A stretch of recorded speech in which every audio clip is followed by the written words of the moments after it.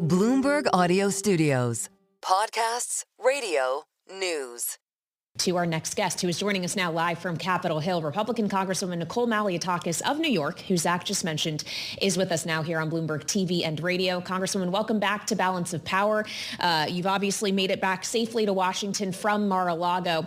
I know you told Zach and have expressed that really this is about getting to 218 and whatever number it is on SALT that can get the requisite votes. But is there a floor and a ceiling, some kind of parameter around what that number actually realistically could look like you could share with us? Yeah, look, I think your reporter got it just right. At the low end, it would be doubling it from 10 to 20. On the high end, it would be 100,000 for individual. I quite frankly think that is a little too high, particularly if we're looking to target middle-class families. I think it could be really more between the 20 and the 60 range. And this is just me knowing all the information I know as a member of Ways and Means and looking at the big picture, the big puzzle, knowing all the other pieces that need to fit into this equation. I think the idea here is to get some type of relief from the federal level for our constituents in New York, New Jersey, California, because their mayors and governors, quite frankly, are abusing them. They keep increasing their taxes. The property tax levy in New York City goes up year after year after year. It's the only municipality in the state that does not have a 2% cap, and that's unfortunate. This problem could obviously be resolved by our mayor and governor if they were just to freeze property taxes or lower the personal income tax rate as President Trump did in TCJA in 2017. But you have to remember there's the other pieces. You have the standard deduction that was doubled. You had the child tax credit that was doubled. You had the alternative minimum tax, which went away completely for the middle class, which was really crushing them, and it actually prevented them from benefiting from SALT. So we can't have the AMT come back as part of this. I've made that very clear. And so we're working with all these different pieces, not to mention the corporate stuff and the R&D tax credit and bonus depreciation and so many other pieces that are going to be part of this package. Fascinating, Congresswoman, that you're also exploring some more creative ideas here. The reporting that we're reading coming out of the Mar-a-Lago conference quotes you to suggest maybe we increase the deduction.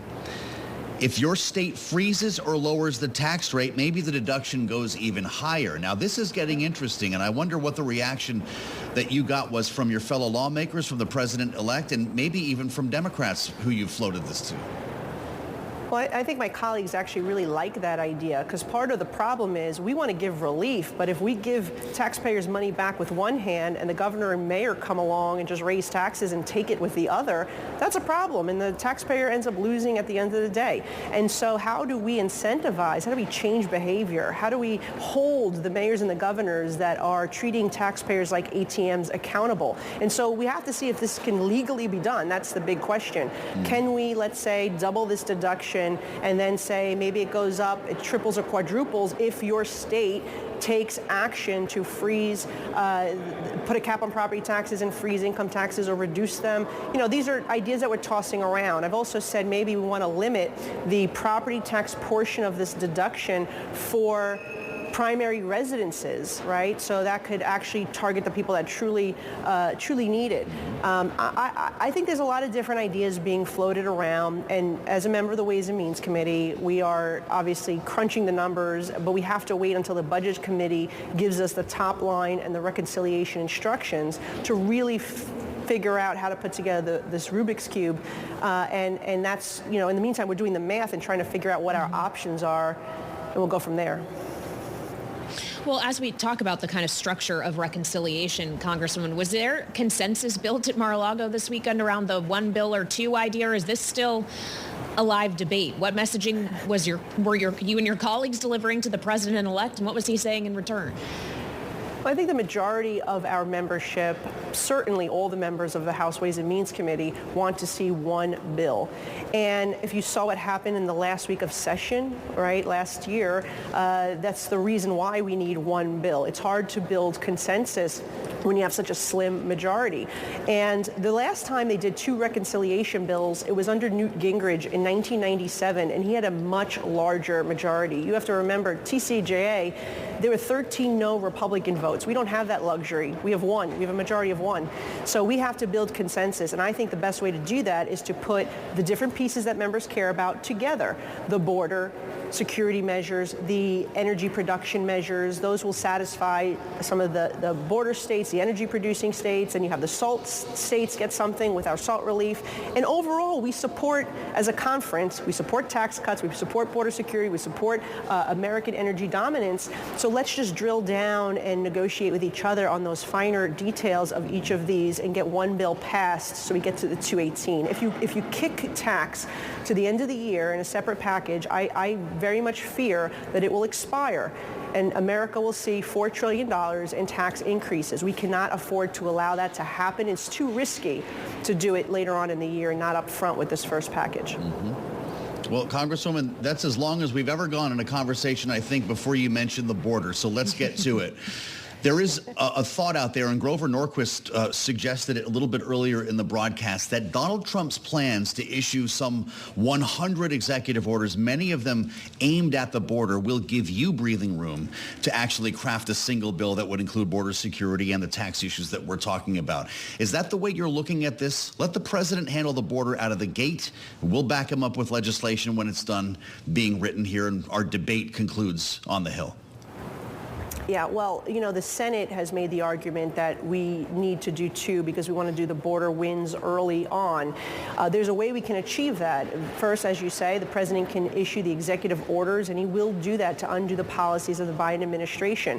But we've also passed legislation. Just the other day, we passed the Laken-Riley Act, which would require those who commit certain crimes to be detained and deported.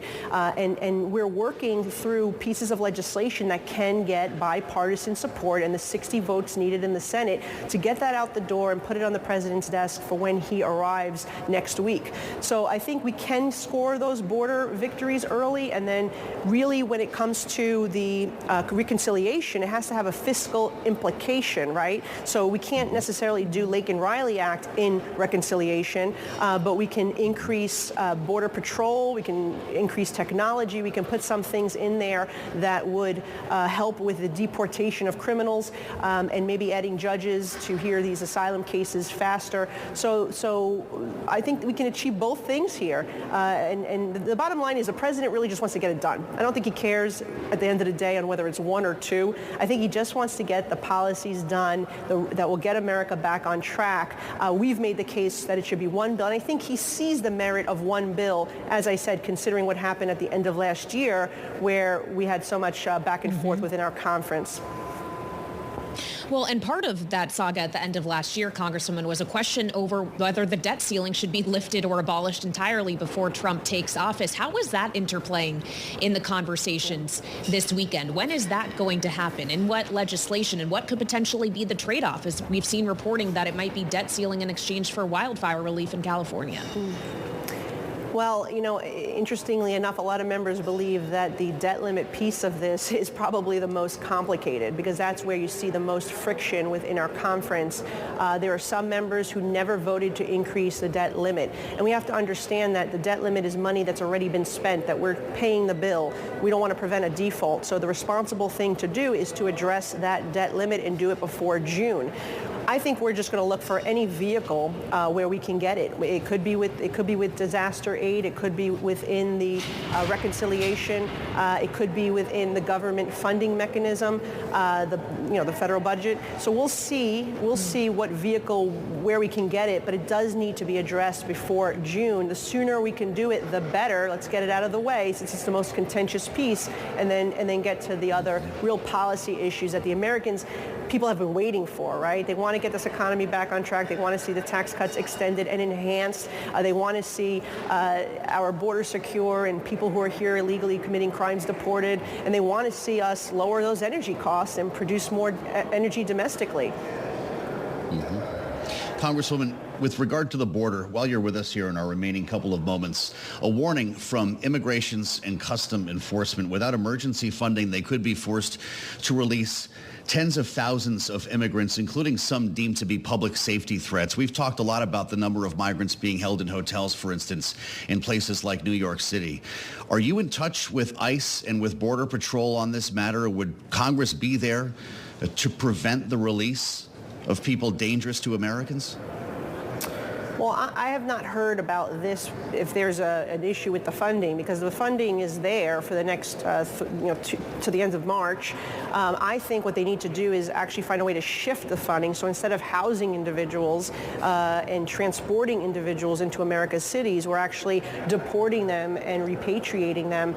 And if they are committing crimes and they don't have legitimate asylum claims. So I think that we met with Tom Homan about this. I mean, particularly New York City has been destroyed, by havoc being wreaked by illegal immigrants, gang members, drug traffickers, people who are bad, dangerous people. They've committed murder, they've committed robberies, they've committed all sorts of crimes in our city, and we need to get them out of our city and our country. And so the question really has been, how does the incoming administration legally, is there a way for them to shift some of the money that has actually been used to provide incentives and house these individuals and give them free services, to actually remove them from our country? And that's, I think, what the incoming administration is going to have to address when they get there next week. From New York's 11th District, Nicole Malliotakis, great to see you, Congresswoman. We thank you.